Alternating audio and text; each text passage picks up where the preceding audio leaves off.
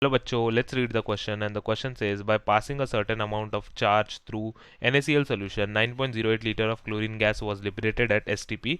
When the same amount of charge is passed through a nitrate solution of metal F, 52.8 gram of metal was deposited. If the specific heat of metal is 0.032 calorie per degree Celsius gram the valency of metal is. तो हमें बताना है कि valency metal का क्या होने वाला है।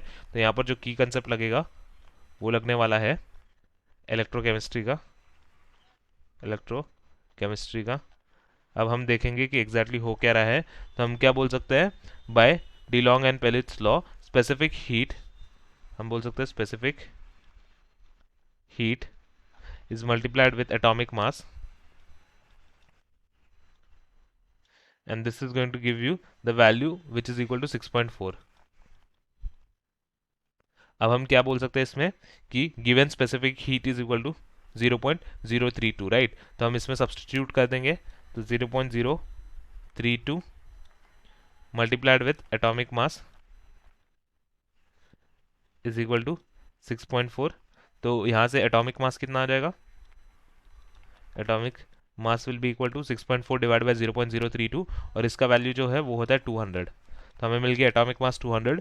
तो let the valency of metal be n, हम बोलेंगे valency of metal equals to n। तो यहाँ पे इक्विवेलेंट वेट कितना हो जाएगा, EQT वेट वो हो जाएगा atomic weight by valency, so 200 by n is equal to equivalent weight. We know that 22.4 liters of chlorine have mass of 71 gram, right?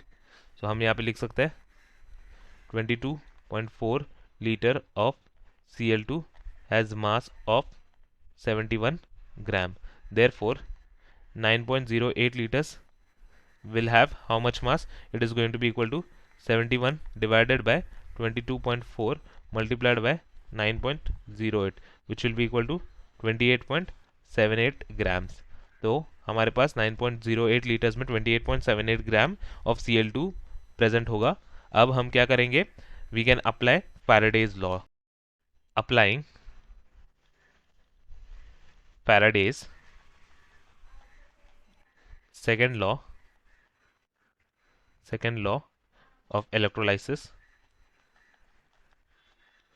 तो यहाँ से हम क्या बोल लेंगे, हम बोलेंगे कि मास ऑफ मेटल डिपोजिटेड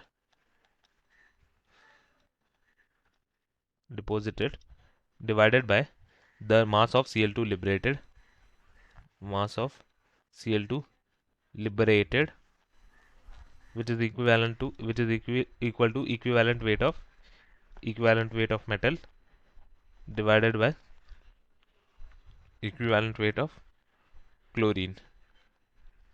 तो यहाँ पर क्या हो जाएगा, ये हो जाएगा हमारा 52.8 by 28.780 will be equal to 200 divided by n, which will be divided by equivalent weight of chlorine, that is 35.5।